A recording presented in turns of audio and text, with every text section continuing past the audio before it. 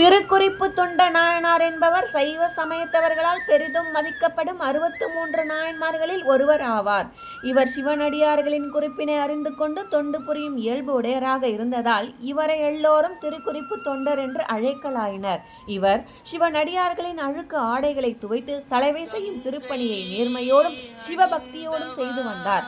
அடியார்களின் ஆடைகளின் மாசு நீக்குவதால் தனது பிறப்பின் மாசு நீங்கும் என்ற எண்ணத்தில் அப்பணியே சிறந்த தெய்வீக பணி என்று சிரத்தையுடன் செய்து வந்தார்.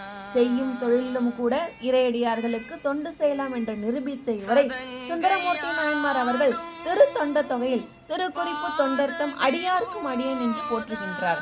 திருக்குறிப்பு தொண்ட நாயனாரின் அன்பின் பெருமையையும் தொண்டு உள்ளத்தையும் உலகறிய செய்ய சிவபெருமான் விரும்பினார். குளிர் மிகுந்த ஒரு நாள் ஒரு ஏழை சிவனடியார் வேடத்தில் மெலிந்த மேனியும் வறுமையில் வாடும் அடியவர் போல் அழுக்கான ஆடை அணிந்து சிவபெருமான் திருக்குறிப்பு தொண்டர் நாயன்மார் வீட்டிற்கு சென்றார். அங்கே தளர்ந்த திருமேனியுடைய சிவனடியாராகிய அவரை காலை வேளையில் கண்டதும் திருக்குறிப்பு தொண்ட நாயனாருக்கு அன்பு பெருகியது. அவரை கண்டவுடன் அவர் திருவடிகளில் விழுந்து வணிந்தார். அடியாரின் அழுக்கேறிய ஆடையை கண்ட திருக்குறிப்பு தொண்ட நாயன்மார் அவருடைய அழுக்கு ஆடையினை துவைத்து தூய ஆடையாக தருகிறேன் என்று அவருடைய ஆடைகளை கேட்டார்.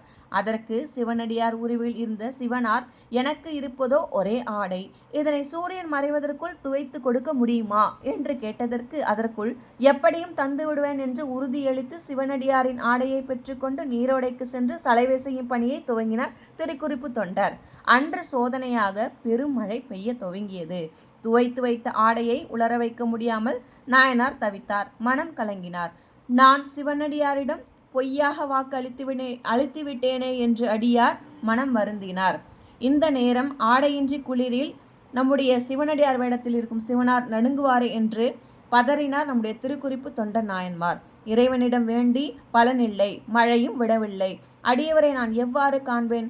அடியாருக்கு துன்பம் இழைத்த நான் உயிரை விடுவதே சரி என்று எண்ணினார். துணி துவைக்கும் பாறையில் தம் தலையை பாறையில் மோதி உடைத்து கொள்ள போனார். அப்போது அப்பாறையின் அருகே ஏகாம்பரநாதர் தன்னுடைய திருக்கையால் திருக்குறிப்பு தொண்டர் தலை பாறையில் மோதாமல் தடுத்தார். அப்பொழுது வானத்திலே பேர் ஒளி பிறந்தது. சிவபெருமான் பார்வதி சமேதராக இடப வாகனத்தில் காட்சி அளித்தார். சிவபெருமான் அவரை நோக்கி, உனது அன்பின் திறத்தை உலகத்தாரும் அறிய செய்தோம், இனிமேல் கைலைக்கு வந்து எம்முடனே இருப்பீராக என்று கூறி மறைந்தார். அவருடைய குரு பூஜை சித்திரை மாதம் சுவாதி நட்சத்திரம் ஆகும். நன்றி, வணக்கம்.